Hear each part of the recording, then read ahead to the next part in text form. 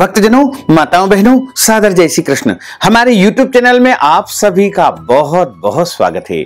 मैं हूं आपके साथ आचार्य धर्मेंद्र शास्त्री। सबसे पहले आपको और आपके पूरे परिवार को श्रावण सोमवार की बहुत बहुत शुभकामनाएं और बधाइयां। भगवान भोलेनाथ तथा माता पार्वती का भरपूर आशीर्वाद आपके जीवन पर सदैव बना रहे। आप सभी पूरे परिवार के साथ सुखी रहें, स्वस्थ रहें, व्यस्त रहें और मस्त रहें, निरंतर उन्नति करें तथा प्रगति को आप प्राप्त करते रहें। श्रावण का महीना भगवान भोलेनाथ का परम प्रिय महीना माना जाता है, क्योंकि इस माह में बाबा भोलेनाथ माता पार्वती जी के साथ में अपने ससुराल पृथ्वी पर आते हैं और भक्तजन ऐसे शुभ समय में जब उनकी आराधना करते हैं, पूजा करते हैं, सेवा करते हैं, अभिषेक करते हैं, उपाय करते हैं, व्रत करते हैं, उपवास करते हैं, तो भोले बाबा तथा माता पार्वती अत्यधिक प्रसन्न हो जाते हैं और भक्तों को मनचाहा फल प्रदान करते हैं। तो आज हम आपको सावन सोमवार की दिव्य और ज्ञानमयी कथा सुनाने जा रहे हैं। इस कथा को अंत तक जरूर सुनिएगा और अधिक से अधिक लोगों को शेयर भी करिएगा। श्रावण का महीना परम पवित्र मास माना जाता है तथा इस दिन जो भी भक्त भगवान भोलेनाथ के निमित्त व्रत रख करके उनकी पूजा करता है, आराधना करता है और कथा का श्रवण करता है, उसके जीवन की समस्त इच्छाएं, मनोकामनाएं अवश्य ही पूर्ण हो जाती है। श्रावण मास के सोमवार के दिन आप प्रातःकाल जल्दी उठे, जल्दी उठकर के स्नान करें तथा शुद्ध एवं पवित्र वस्त्र धारण करें। ध्यान रखें, सावन सोमवार का व्रत जो करता है उसको काले कपड़े नहीं पहनना चाहिए। सफेद वस्त्र, लाल वस्त्र, पीले कपड़े या अन्य रंग के कपड़े आप पहन सकते हैं, लेकिन आपको काले रंग के कपड़े सावन सोमवार के व्रत में नहीं पहनना चाहिए। तथा जो माताएं बहनें व्रत करती है, वैसे तो धर्म ग्रंथों और पुराणों में लिखा हुआ है कि सिर धोकर स्नान करके ही व्रत का आरंभ करना चाहिए, लेकिन कतिपय मान्यताओं के अनुसार तथा हमारी प्राचीन परंपराओं के अनुसार सोमवार के दिन सर धोकर के स्नान नहीं किया जाता है। यद्यपि शुद्धम लोक विरुद्धम न करणीयम न करणीयम। यदि कोई चीज शुद्ध है लेकिन लोक के विरुद्ध है तो ऐसा कार्य नहीं करना चाहिए, अन्यथा मन में संशयात्मक स्थिति बनी रहती है और वह कार्य सफल नहीं होता है। इसलिए जो माताएं बहनें सावन सोमवार का व्रत करती है वो एक दिन पहले ही सिर धोकर के स्नान कर ले तथा अगले दिन सुबह सामान्य रूप से स्नान करें और जब स्नान करते हैं तो स्नान के जल में गंगा जल एवं काले तिल डाल करके उससे स्नान करना चाहिए। पवित्र वस्त्र धारण करें, मस्तक पर तिलक भी लगा लेवे, क्योंकि देवो भूत्वा देवम यजेत। भगवान की जब हम अर्चना करते हैं, व्रत करते हैं, उपवास करते हैं, तब हमको अपने अंदर देवत्व सिद्ध कर लेना चाहिए। तिलक आप जैसा चाहें वैसा लगा ले, लेकिन तिलक अवश्य लगाएं और भगवान सूर्य देव को जल चढ़ाए, नित्य प्रति का आप पूजन अर्चन करें तथा हाथ में जल, बिलपत्र, सुपारी, दक्षिणा, पुष्प, चावल, काले तिल, सफेद तिल, जो भी तिल उपलब्ध हो वो रख करके आप संकल्प करें। संकल्प का अर्थ होता है प्रतिज्ञा करना अथवा शपथ ग्रहण करना। संकल्प यदि आप निष्काम भाव से व्रत करते हैं या फिर आप सकाम भाव से व्रत करते हैं। निष्काम का अर्थ होता है बिना किसी कामना के किए जाने वाले व्रत को निष्काम कहा जाता है, और सकाम व्रत का अर्थ होता है कोई कामना, कोई इच्छा, कोई मुरादे यदि आपके मन में है और उसको लेकर के यदि आप व्रत करते हैं तो उसे सकाम व्रत कहा जाएगा। दोनों ही स्थिति में आपको संकल्प धारण कर लेना चाहिए।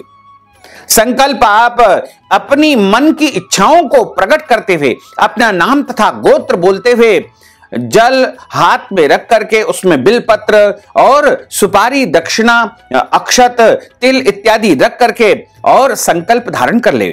मन ही मन आप बोल दे कि आज है भोले बाबा, आपकी प्रसन्नता के लिए मैं व्रत करने जा रही हूं या करने जा रहा हूं। मेरा नाम यह है, मेरा गोत्र यह है। यदि आपको अपना गोत्र याद नहीं है तो आप अपना सरनेम सहित पूरा नाम उच्चारित कर लीजिएगा और भोले बाबा से, माता पार्वती से आप निवेदन करिएगा कि मेरे मन की इच्छाएं ये है। आपकी जो भी कामनाएं हैं, जो भी इच्छाएं हैं, आप उच्चारित करते हुए संकल्प भगवान भोलेनाथ के सामने अर्पण कर दीजिएगा। इसके बाद आपका व्रत आरंभ हो जाएगा। सावन सोमवार व्रत वाले दिन आप 3 प्रकार से व्रत होते हैं। आप चाहें तो निर्जला निराहार उपवास कर सकते हैं, व्रत कर सकते हैं। इसके अलावा एक समय भोजन करके भी आप उपवास या व्रत कर सकते हैं तथा फलाहार करके भी आप व्रत अथवा उपवास करते हैं। लेकिन ध्यान रखें, 3 पहर पूरे होने के बाद आप भोजन करें अथवा फलाहार करें। यदि आपको कोई दवाई लेना है, कोई औषधि ग्रहण करना है, ऐसे में आप सुबह पूजन इत्यादि कार्य संपन्न करके फल लेकर के या फलों का रस लेकर के या फलाहार लेकर के आप दवाई ले सकते हैं, कोई दोष नहीं होता है। इस व्रत में आप जल भी पी सकते हैं, कोई दोष नहीं होता है। लेकिन अगर आप निर्जला निराहार उपवास करते हैं तो आपको कम से कम 3 पहर, 3 पहर का अर्थ होता है पहला पहर सुबह 6 बजे से 9 बजे तक रहेगा, दूसरा प्रहर सुबह 9 से 12 तक रहेगा तथा तीसरा प्रहर दोपहर 12 से 3 तक रहेगा। 3 बजे तक 3 प्रहर समाप्त हो जाएंगे, उसके बाद चौथा प्रहर आरंभ हो जाएगा। उसके बाद आप फल या फलाहार ले सकते हैं, भोजन भी ग्रहण कर सकते हैं या फिर आप यदि निर्जला व्रत करते हैं तो जल भी पी सकते हैं। और आप चाहें तो अगले दिन सुबह सूर्योदय के समय भी व्रत का पारणा कर सकते हैं, कोई दोष नहीं है। भोले बाबा भंडारी है और सबसे जल्दी प्रसन्न होने वाले देवता है। यदि आपसे कोई अनजाने में गलती हो जाए तो उसे भोले बाबा अवश्य ही क्षमा कर देंगे। आप प्रेम पूर्वक उनसे विनती करेंगे, क्षमा याचना करेंगे तो निश्चित तौर से आपकी प्रार्थना को स्वीकार करते हुए प्रभु दयालु है, कृपालु है, वो आपको क्षमा कर देंगे। श्रावण सोमवार के दिन मांस, मदिरा, लहसुन, प्याज, अंडे का सेवन बिल्कुल नहीं करना चाहिए। वैसे तो पूरे श्रावण माह में इत्यादि जो वस्तुएं हमने बताई है उनका सेवन नहीं करना चाहिए। इस दिन शुद्ध और सात्विक भोजन करना चाहिए तथा इस दिन आप यदि चाहें तो दाल बाटी चूरमा बना सकते हैं या दाल रोटी बना सकते हैं, खीर पूड़ी भी बना सकते हैं। लेकिन ध्यान रखें, बिना स्नान किए आपको भोजन का निर्माण नहीं करना है और बिना भोग लगाए आपको वह भोजन स्वीकार नहीं करना है। और जो भोग आप लगाते हैं, जो नैवेद्य भगवान को अर्पण करते हैं, उसके ऊपर एक बिल्व पत्र आपको अवश्य ही रखना चाहिए।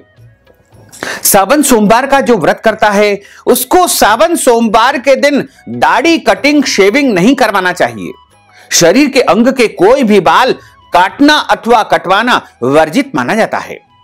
इसी तरह नाखून भी काटना नहीं चाहिए तथा इस दिन झूठ नहीं बोलना चाहिए, क्रोध नहीं करना चाहिए, वाद विवाद, लड़ाई झगड़ा बिल्कुल नहीं करना चाहिए।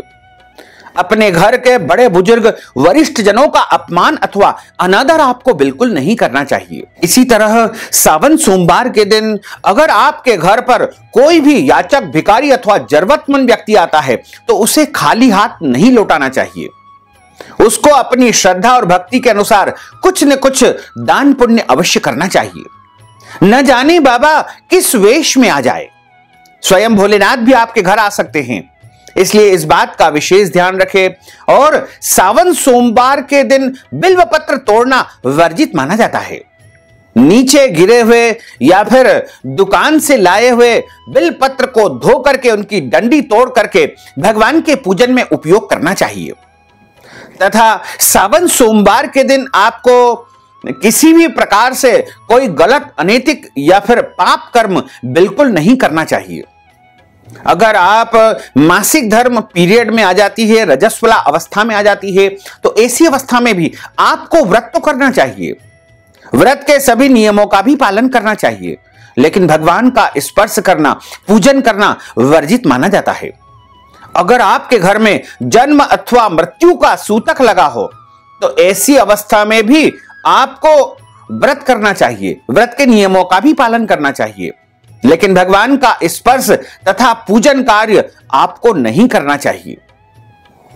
भगवान भोलेनाथ की प्रसन्नता के लिए शिव मंदिर में जाकर के आप उनका जल से, कच्चे दूध से, दही से, शहद से, शक्कर से, घी से और पंचामृत और पंचमेवा इत्यादि वस्तुओं से पूजन अर्चन करें।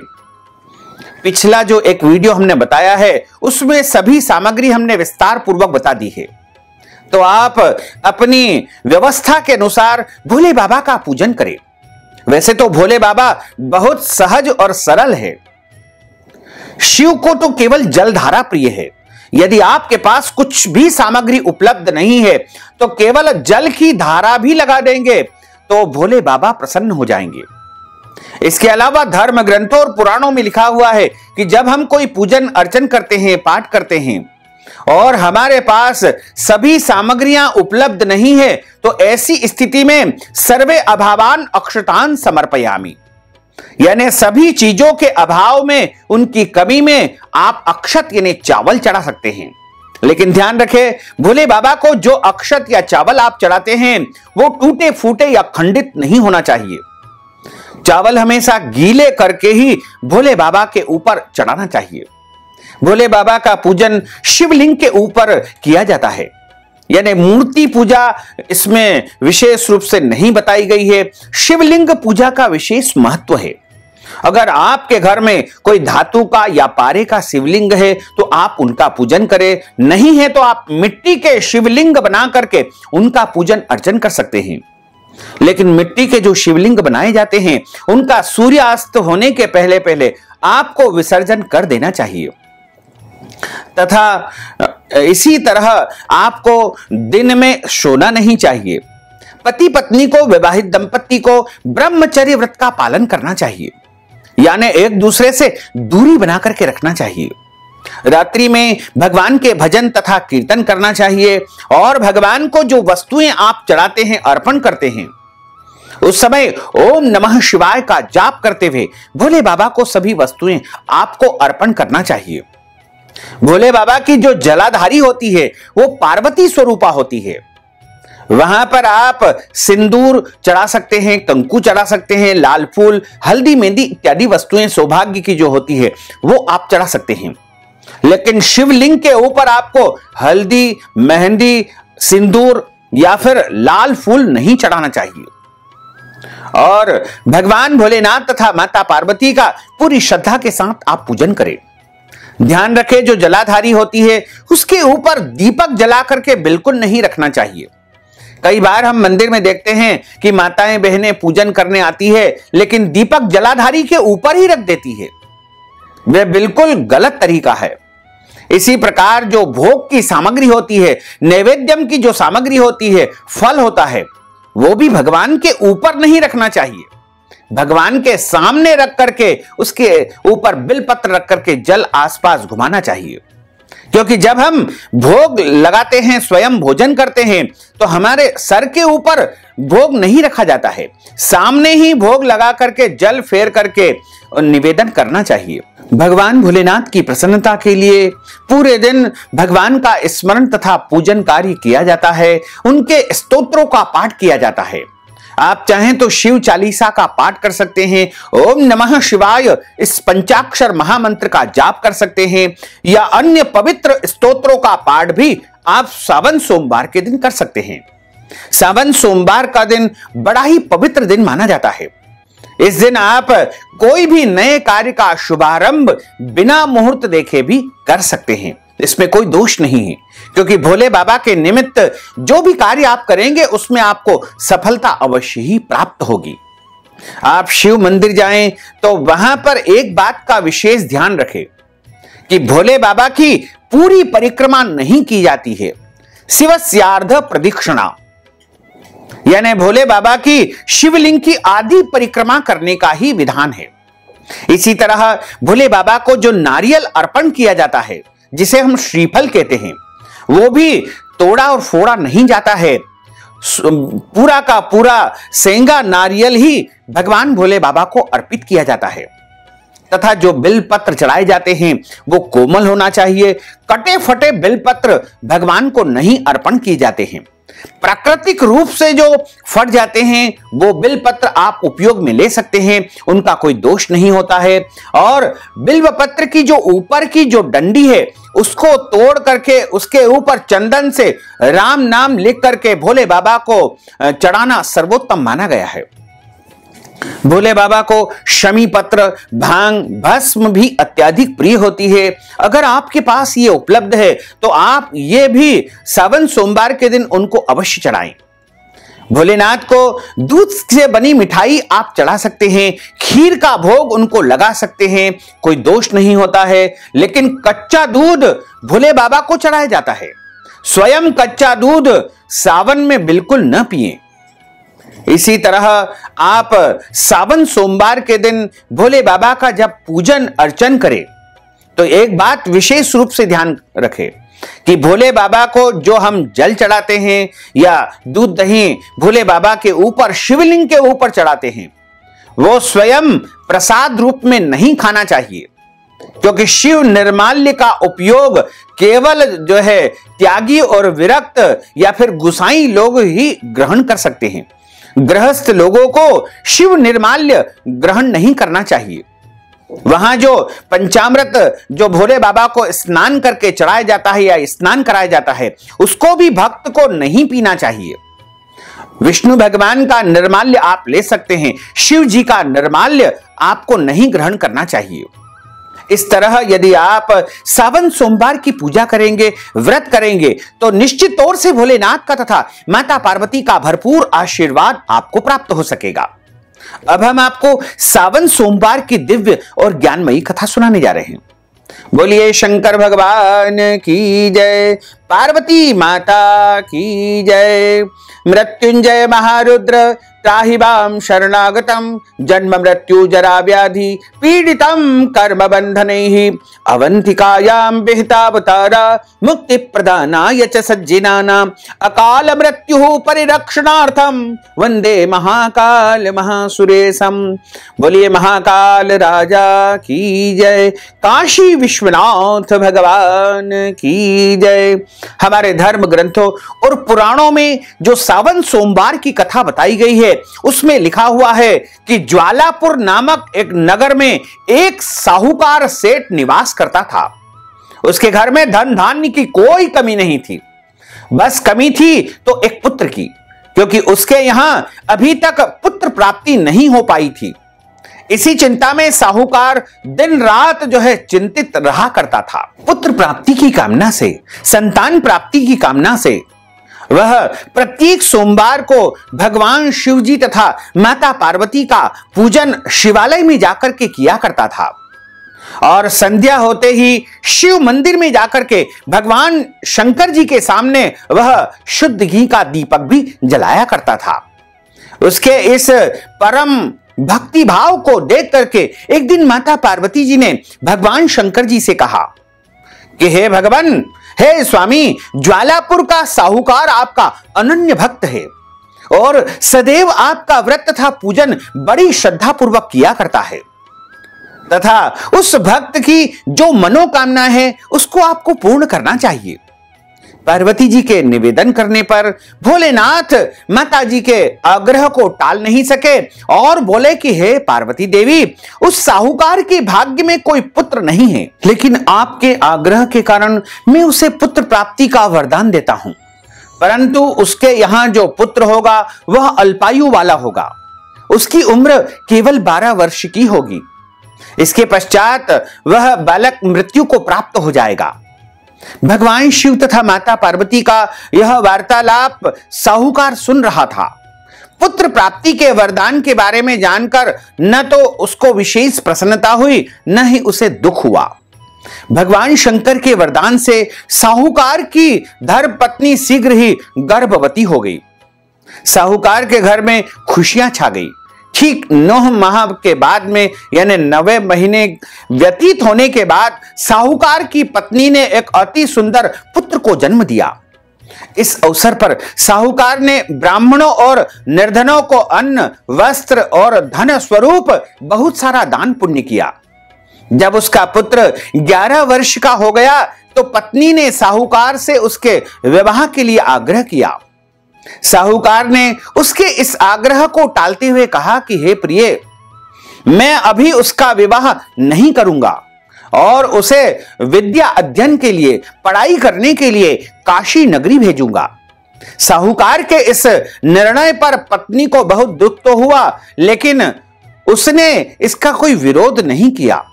तब साहूकार ने अपने साले को यानी बच्चे के मामा को बुला करके बहुत सारा धन देकर के कहा कि तुम अपने भांजे को पढ़ने के लिए काशी नगरी लेकर जाओ। रास्ते में जिस भी नगर में रुको वहां पर यज्ञ करवाना, ब्राह्मणों को भोजन करवाना, ब्राह्मणों को दान पुण्य करना और आगे की यात्रा को तुम आरंभ करना। मामा भांजा जल्द ही काशी नगरी की तरफ प्रस्थान कर गए। काशी की ओर यात्रा करते हुए वह दोनों प्रताप नामक नगर में पहुंचे। उस नगर के राजा की बेटी के विवाह के उपलक्ष्य में नगर को बहुत अच्छी तरह सजाया हुआ था। एक विशाल मैदान में बड़े बड़े शामियाने लगा करके बारात को ठहराया गया था। दोनों मामा भांजे उस बारात को देखने के लिए वहां पर चले गए। तभी दूल्हे के पिता ने साहूकार के सुंदर बेटे को देखा और अपने एक सेवक को भेज करके दोनों को अपने शामियाने में बुलाया। राजा अपने जिस बेटे की बारात लेकर के राजकुमारी से विवाह के लिए आया था वह एक आंख से काना था। वैसे राजा ने सेहरे की बड़ी बड़ी लड़ियों के पीछे उसके चेहरे को छिपा दिया था, लेकिन वह इस बात से बहुत चिंतित था कि उसके काणे बेटे होने का पता राजा को चल गया तो वह विवाह से इनकार कर देगा और हमारी बारात को वापस लौटा देगा। वर के पिता ने मामा भांजी को जब सारी बात बताई तो बार बार उस लड़के को दूल्हा बनाने का आग्रह किया, तो मामा ने स्वीकार कर लिया। साहूकार के बेटे को दूल्हा बना करके राजा की बेटी से विवाह करा दिया गया। फेरों और कन्यादान का कार्य संपन्न होने पर बारात वापस शामियाने में पहुंच गई। केवल साहूकार का बेटा वहीं रह गया। साहूकार का बेटा जब सुबह उठा तो उसने वहां से निकलने से पहले पलंग पर यानी बिस्तर पर सोई हुई राजकुमारी की ओढ़नी पर एक कागज लगा दिया। उस कागज पर उसने लिख दिया था कि तुम्हारा विवाह तो मेरे साथ हुआ है, परंतु जिस दूल्हे के साथ तुम्हें विदा किया जाएगा वह एक आंख से काना है। मैं उच्च शिक्षा ग्रहण करने के लिए काशी नगरी जा रहा हूं। जब सुबह राजकुमारी सोकर उठी तो उसने अपनी ओढ़नी में लगा वह कागज देखा और उसको पढ़ करके वह सन्न रह गई। उसी समय राजकुमारी ने अपने पिता को सारी बातें बता दी। जैसे ही लड़की के पिता राजा को सारी बातें पता चली तो राजा ने दूसरे राजा के लड़के के साथ अपनी राजकुमारी को विदा करने से इनकार कर दिया।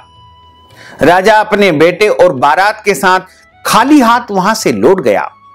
उधर साहूकार का बेटा और उसका मामा काशी नगरी जा पहुंचा। वहां जाकर मामा ने यज्ञ कराना आरंभ कर दिया और भांजे ने अपना विद्या अध्ययन का यानी पढ़ाई करने का कार्य शुरू कर दिया। जब लड़के की आयु 12 वर्ष की हुई तो उसकी मृत्यु का दिन समीप आ गया। मामा को इस संबंध में कुछ भी पता नहीं था। उसने एक बहुत बड़े यज्ञ का आयोजन किया था। यज्ञ अभी चल ही रहा था कि लड़के ने अपने मामा से कहा कि मेरी तबीयत कुछ ठीक नहीं लग रही है, और लड़का जो है मामा जी से निवेदन करता है कि मामा जी, मैं कुछ देर आराम करना चाहता हूं, आप यज्ञ का कार्य पूरा कराते रहिए। लड़का अपने कक्ष में जाकर के लेट गया और भगवान शंकर के वरदान के अनुसार लेटे ही लेटे उस बालक के प्राण पखेरु उड़ गए। यज्ञ के बीच में मामा ने कक्ष में जाकर लड़के को जब मृत अवस्था में देखा तो उसे बहुत दुख हुआ, लेकिन यज्ञ में विघ्न पड़ने के डर से उसने स्वयं पर संयम रखा और इस बात की चर्चा उसने किसी से भी नहीं की। ब्राह्मणों के जाने के बाद उसने रोना पीटना आरंभ कर दिया। संयोगवश उसी समय भगवान शिव तथा माता पार्वती यज्ञ स्थल से गुजर रहे थे। भगवान शंकर और पार्वती जी ने समीप जाकर देखा तो उन्होंने उस साहूकार के मृत बेटे को फौरन पहचान लिया। पार्वती जी कहने लगी कि भगवान, यह तो ज्वालापुर के साहूकार का वही बेटा है जो आपके वरदान से पैदा हुआ है। हे प्राणनाथ, किसी भी तरह साहूकार के इस बेटे को आप जीवित कर दीजिए, नहीं तो इसके माता पिता तड़प तड़प करके मर जाएंगे। पार्वती जी के आग्रह को भगवान शंकर टाल नहीं सके और उन्होंने उस लड़के को जीवित कर दिया। साहूकार का पुत्र ओम नमः शिवाय कहता हुआ उठ करके बैठ गया। भगवान शिव और माता पार्वती कैलाश पर्वत पर चले गए। कुछ दिनों के बाद मामा भांजा दोनों पुनः प्रताप नगर पहुंचे और वहां पहुंच करके मामा भांजे ने यज्ञ आरंभ किया। संयोग से उस नगर का राजा उस स्थान से गुजर रहा था। राजा ने साहूकार के बेटे को यज्ञ करते हुए देखा तो फौरन उसे पहचान लिया और राजा ने दोनों मामा भांजे से अपने राजमहल में चलने का आग्रह किया। कुछ दिन उन्हें महल में रख करके दोनों का खूब आदर सत्कार किया और अपनी बेटी से कहा कि बेटी, क्या यही वह लड़का है जिसके साथ तुम्हारे 7 फेरे हुए हैं, तुम्हारा विवाह संपन्न हुआ है? बेटी ने कहा कि जी पिताजी, यह वही लड़का है जिसके साथ मेरा विवाह संपन्न हुआ था। राजा ने उसका बड़ा आदर सत्कार किया और बहुत सारा धन देकर के, बहुमूल्य स्वर्ण आभूषण और वस्त्र देकर के अपनी पुत्री राजकुमारी के साथ वहां से विदा कर दिया। दास दासियों के अलावा उनकी सुरक्षा के लिए बहुत से सैनिक भी उनके साथ भेज दिए। जब वह अपने शहर के निकट पहुंचे तो मामा ने एक सैनिक के हाथों अपने सकुशल लौटने की सूचना पहुंचाई। जब सैनिक ने आकर के यह समाचार दिया कि उनका पुत्र सकुशल लौट आया है तो उस वैश्य को विश्वास नहीं हुआ। लेकिन जब सैनिक ने शपथ लेकर दोबारा यह बात कही तब वह अपनी पत्नी और अन्य सगे संबंधियों के साथ नगर के द्वार पर पहुंच गया और गाजे बाजे के साथ उन्हें घर ले आया। राजकुमारी से बेटे के विवाह की सूचना ने उसकी खुशियों को 2 गुना। राजकुमारी के साथ अपने बेटे के विवाह संपन्न होने के साथ उसकी खुशियों को 2 गुना कर दिया। और इसी तरह भगवान शंकर और माता पार्वती की कृपा से उन्हें अपना पुत्र पुनः प्राप्त हो गया। दोनों पति पत्नी तथा बहू बेटे नित्य प्रति भगवान शंकर का पूजन अर्चन करने लगे और भगवान शिव जी के मंदिर में जाकर के वह नित्य प्रति भगवान की भक्ति करने लगे तथा इस लोक में सभी ने सुखों को भोगा और अंत लोक में शिव लोक को वह प्राप्त हो गए। बोलिए शंकर भगवान की जय, पार्वती माता की जय। अच्युतम केशवम राम नारायणम कृष्ण दामोदरम वासुदेवम हरे, श्रीधरम माधवम गोपिका वल्लभम, श्री जानकी नायकम श्री रामचंद्रम भजे, जानकी मनोहरम सर्वलोक नायकम, श्री शंकरादि सेवितम पुण्य नाम कीर्तनम, श्री राम राम राम राम राम नाम दायकम, रामा कृष्ण वासुदेवा भक्ति मुक्तिदायकम, रामा कृष्ण वासुदेवा भक्ति मुक्तिदायकम, रामा कृष्ण वासुदेवा भक्ति मुक्तिदायकम, रामा कृष्ण वासुदेवा भक्ति मुक्तिदायकम। बोलिए शंकर भगवान की जय, पार्वती माता की जय, गजानंद गणपति भगवान की जय। धर्म की जय हो, अधर्म का नाश हो, प्राणियों में सद्भावना हो, विश्व का कल्याण हो, सनातन धर्म की जय हो, गौ माता की जय हो, नगर बस्ती की जय हो, आज के आनंद की जय हो, कल के आनंद की जय हो, परसों के आनंद की जय हो, बरसों बरसों के आनंद की जय हो।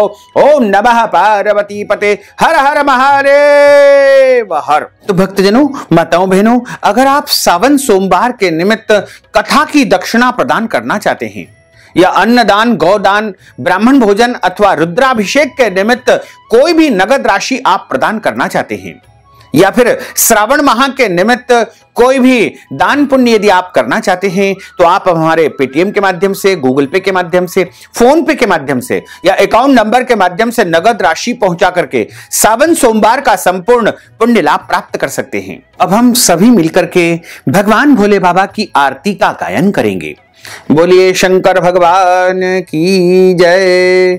ओम जय शिव ओमकारा, भोले हर शिव ओमकारा, ब्रह्मा विष्णु सदा शिव, भोले भोलेनाथ महादेव, अर्धांगी धारा, ओम हर हर हर महादेव। एकानन चतुरानन पंचानन राजे, भोले पंचानन राजे, हंसासन गरुड़ासन, हंसासन गरुड़ासन, वृषवाहन साजे, ओम हर हर हर महादेव।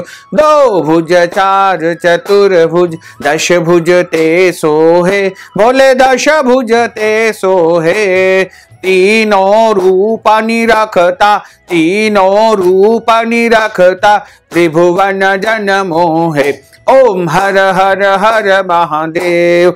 अक्षमाला वनमाला, मुंडमाला धारी, भोले मुंडमाला धारी, चंदन मृगमद सोहे, चंदन मृगमद सोहे, भोले शुभकारी, ओम हर हर हर महादेव। श्वेतांबर पीतांबर बाघांबर अंगे, भोले बाघांबर अंगे, सनकादिक ब्रह्मादिक, सनकादिक ब्रह्मादिक, भूतादिक संगे, ओम हर हर हर महादेव। कर के मध्य कमंडल चक्र त्रिशूल धरता, भोले चक्र त्रिशूल धरता, जग करता जग हरता, जग करता जग हरता, जग पालन करता, ओम हर हर हर महादेव।